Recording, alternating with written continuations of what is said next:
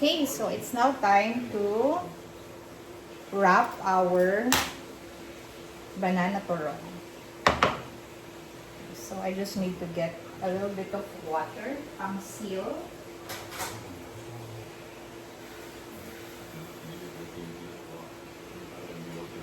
So ito yung water natin, pang seal ng ating banana turon.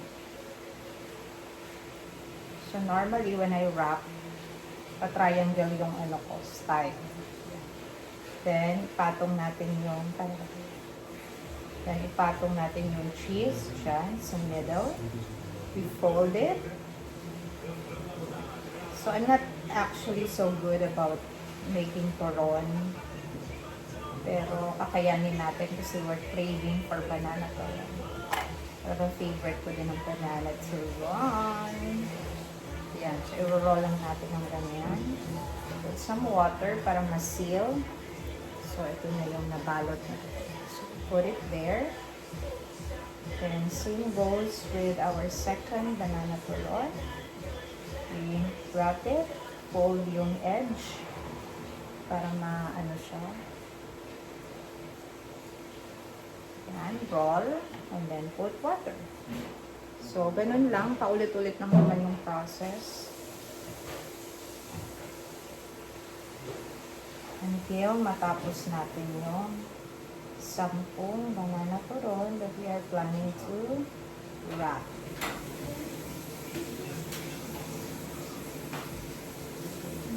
Some water.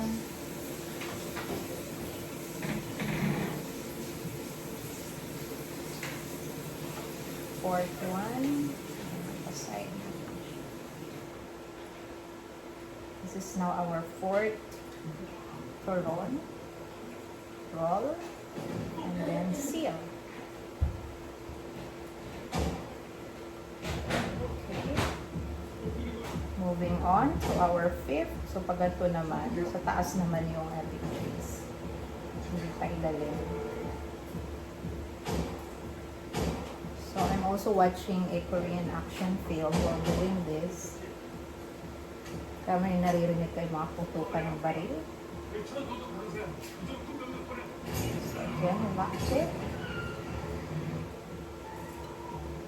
Next would be, wala na to, pang-anim. This is our 6th turon.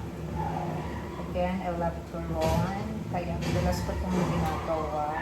Even on random days.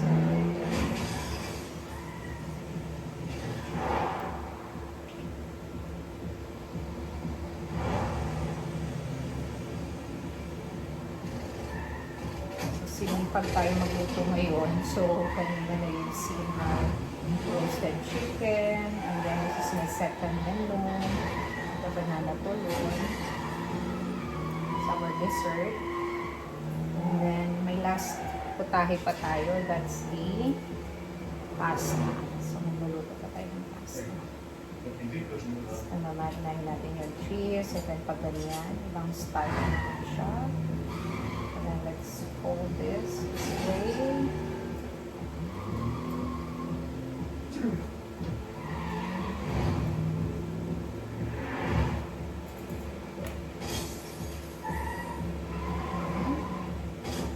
So that's it. And we're almost done. Dalawa na lang.